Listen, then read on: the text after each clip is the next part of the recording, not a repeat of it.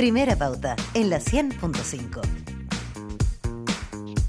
Ya son las 7 de la mañana con 35 minutos y es momento de la entrevista que les comprometíamos. Una entrevista con tema de actualidad con el diputado del Partido Radical, Tomás Lago Marcino. Es miembro de la Comisión de Salud de la Cámara Baja, ante otras comisiones. Diputado, ¿cómo está? Muy buenos días. Gerardo Gómez le saluda. Muy buenos días, muchas gracias por la invitación y un saludo a todos los que nos escuchan. Claro, por ejemplo, allí en su zona Valparaíso, Viña del Mar, 96.7 FM. Oiga, diputado, ¿es difícil lo que pasó ayer con la decisión de la Superintendencia de Salud de permitir un ICSA de un 7,4% o de hasta un 7,4% para las ISAPRES? Lo digo porque no quedó nadie conforme, es decir, es difícil dejar a todos disconformes.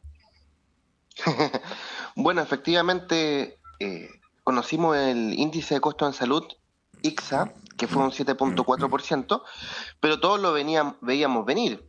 El que diga que no lo esperaba está mintiendo, a decir verdad, producto de que la ley de reajuste del sector público incorporó un cambio del cual yo en lo personal no estuve de acuerdo, que era no considerar los mecanismos de contención de costos comparativos con FONASA en este proceso de reajuste de planes base. Recordemos que el índice de costo de salud es un mecanismo mediante el cual buscamos ver la variación interanual de los precios en salud. Porque es justo que ciertos sectores reajusten sus costos. A nadie le gusta, es obvio, pero cuando uno arrienda, por ejemplo, un departamento, una casa, todos los años te reajustan el costo del arriendo por el IPC. Y eso es justo a pesar de que a uno no le gusta. Esto es lo mismo. Pero uno espera cierta razonabilidad. El índice de costo de salud funciona buscando ver cuánto variaron de un año a otro las distintas prestaciones de salud, dígase atenciones médicas, atenciones de especialistas, exámenes, cirugía, etcétera.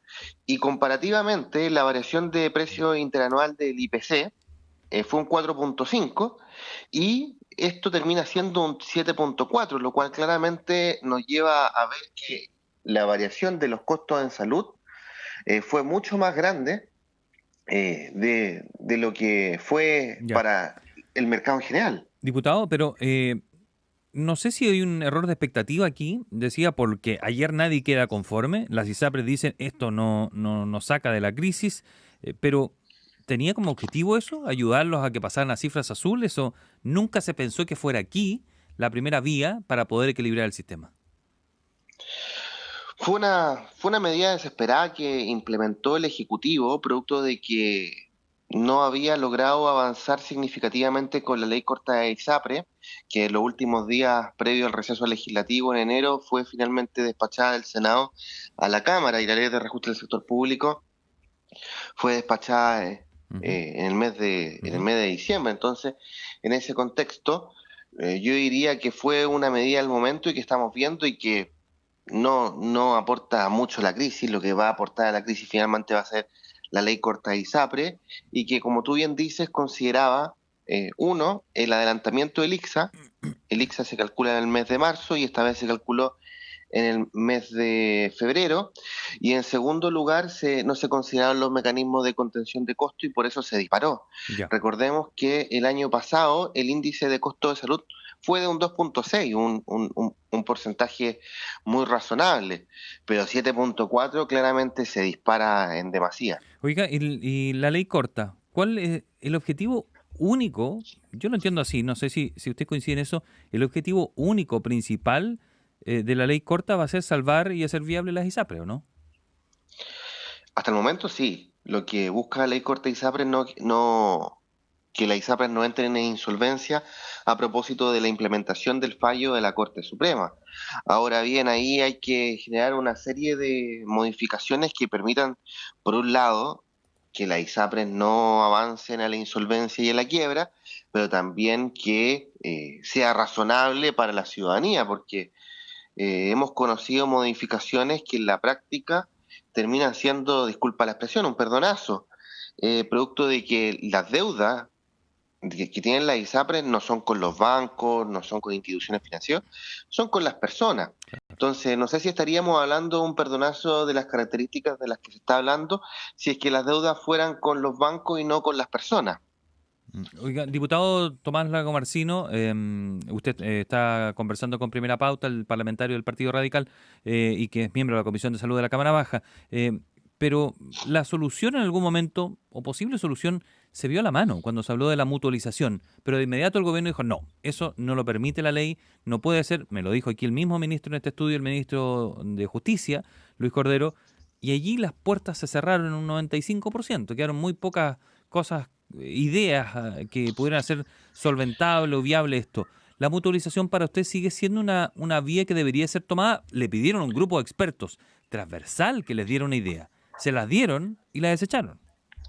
Primero que todo, la mutualización de la cual se está hablando no es mutualización. A ver. Eso es el primer error con el que se parte. La mutualización es un mecanismo propio de los seguros Ujú. que permite que a una persona, por ejemplo, uno contrata un seguro de su auto y uno tiene un accidente en el auto y obviamente el costo del accidente es mucho más alto de lo que uno ha pagado.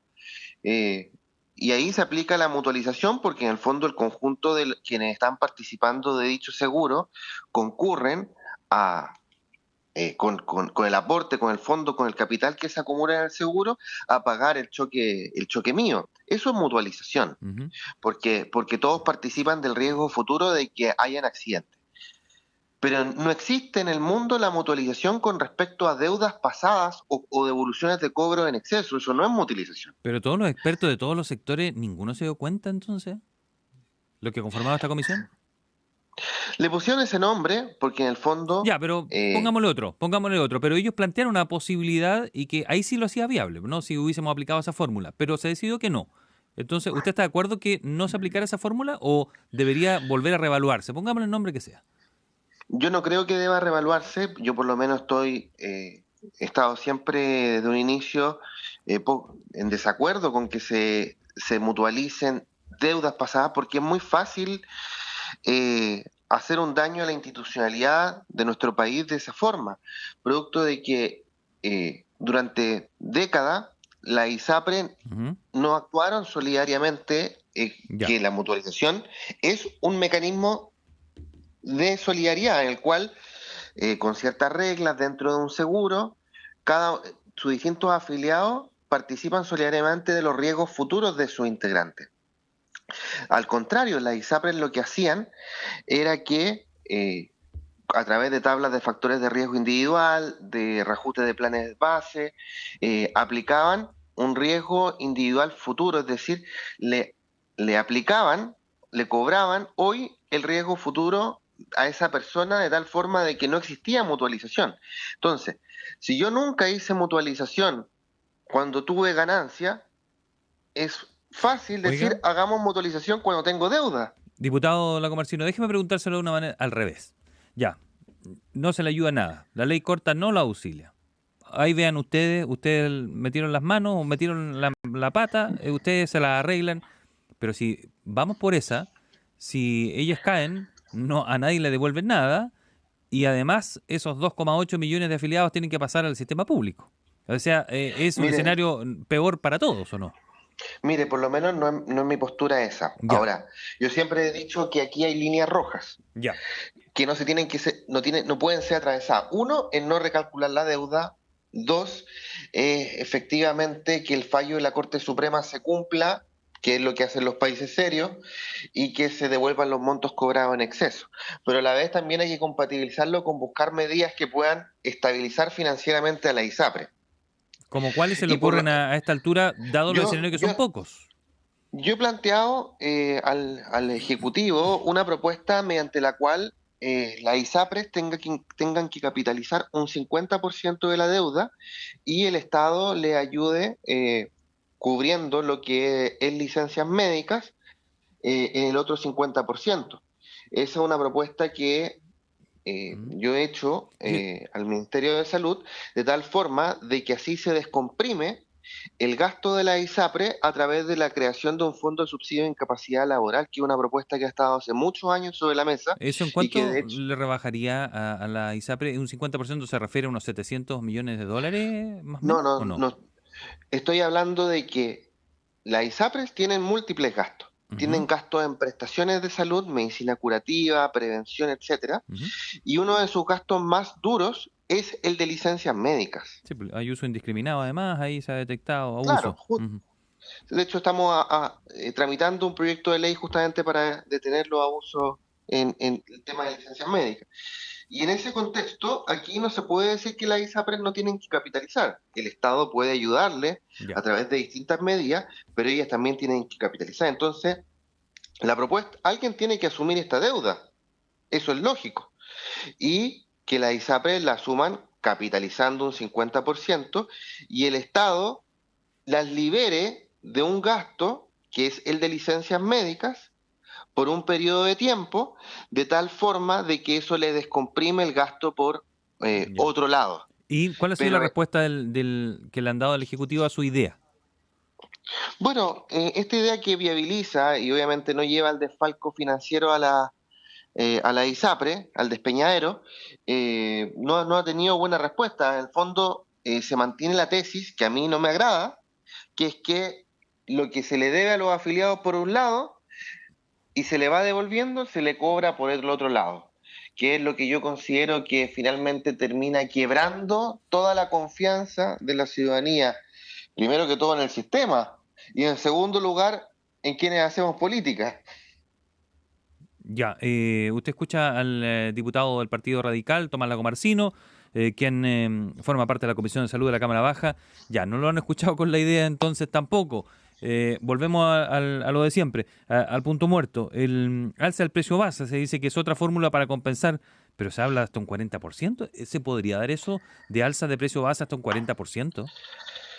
Sí, bueno, terminando el punto del ICSA, ¿Sí? ¿Mm? el ICSA tiene dos etapas. El primero, el cálculo del índice de costos de salud que funciona como un tope máximo y en segundo lugar, un proceso que se llama proceso de verificación mediante el cual se determina en qué punto cada ISAPRE puede reajustar entre el 0 y el 7,4. Si alguna ISAPRE quisiera reajustar por más del 7,4%, justificadamente, no lo podría hacer. El complemento entre el ICSA y el proceso de verificación terminó uno de los tres cuestionamientos que habían contra la ISAPRE, producto de que siempre los reajustes de los planes base se calculaban dentro de una caja negra. En Ujú. cambio, ahora hay un mecanismo público, transparente, que permite calcular el ICSA y el proceso de verificación. El gran problema es que en este proceso del mes de febrero no se consideraron los dos mecanismos de contención de costo que habitualmente se consideraban en los procesos anteriores. Ahora, el proyecto de ley corta de ISAPRES trae en su interior un segundo proceso de verificación para el año 2024 en el mes de agosto, que sería extraordinario y que claramente es una cuestión que tendremos que discutir su mérito, porque Claro. obviamente si tenemos un 7,4 de tope máximo ahora en febrero, creo que es bastante complejo decirle a la ciudadanía va a haber otro reajuste en el mes de agosto. Ya. Bueno, por ahora, no sé, no se ve, no veo camino de salida. No sé si usted está más optimista que eso de aquí a marzo, cuando comience la tramitación de la ley corta. Yo estoy optimista que vamos a encontrar una solución. El punto y la gran interrogante es si la vamos a encontrar dentro de los plazos que existen, producto de que hay que dar cumplimiento al fallo de la Corte Suprema después de su segunda prórroga, el 30 de mayo de 2024. Y yo creo que el Ejecutivo ya debería estar pensando en ingresar una tercera prórroga, porque recién se va a partir la discusión en la Comisión de Salud de la Cámara. A principios de marzo, producto de que el Ah, proyecto de ley fue despachado al ah, Senado. ya, aclárame eso eh, último, antes de quiero hacer un par de preguntas de los incendios también, que es su zona. Usted debería pedirse una prórroga para el cumplimiento del fallo. Porque el fallo tenía que cumplirse el 30 de mayo de 2023.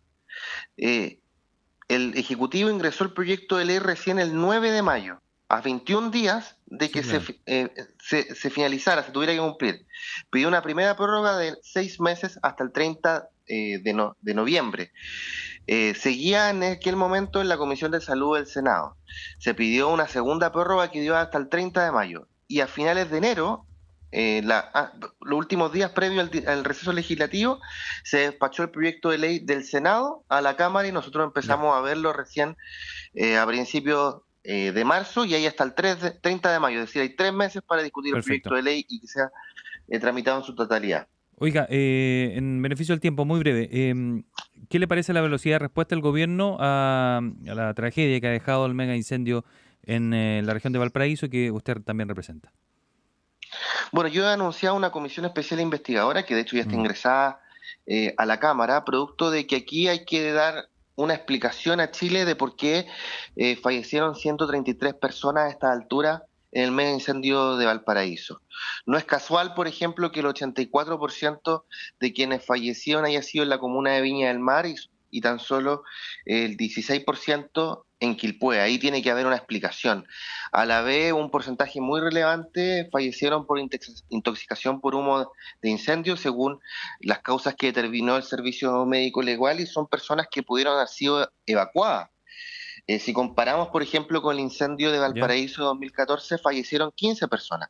En el de Santa Olga fallecieron 11 personas. Sí. ¿Cómo le explicamos a Chile en que en este mega incendio fallecieron 133 personas? Mm. Eso requiere una explicación, buscar las causas, buscar las responsabilidades y también ver qué falló para que no vuelva a ocurrir. ¿Pudo haber alguna falla Aquí en el plan de emergencia, en la implementación del plan de emergencia, cuando se da esta comunicación con AF-CENAPRED para iniciar la respuesta y evacuación? yo creo, yo creo que hubo muchos fallos y uno muy significativo es, por ejemplo, lo que pasa con el sistema de alerta SAE, que dependen de las antenas de telecomunicaciones para que las personas reciban en su dispositivo la alerta de que tienen que evacuar. Y aquí nadie previó que las antenas se habían quemado y que en torno a un 11.4% de ellas no estaba funcionando al momento Mm. del envío de la alerta SAE. Y uno quiere determinar en sus facultades fiscalizadoras si se supo eso en el momento y si se adoptó alguna medida adicional para buscar evacuar esas personas. Claro. Vamos a ver entonces, y esa comisión, si, bueno, ahora cuando retoman en marzo debería conformarse, asumo esa idea, ¿no? Efectivamente, Bien, efectivamente. diputado Tomás Lacomarcino, ha sido muy amable en conversar con Primera Pauta a esta hora de la mañana. Muy buen día. A ustedes, muchas gracias por la Muchas invitación. gracias.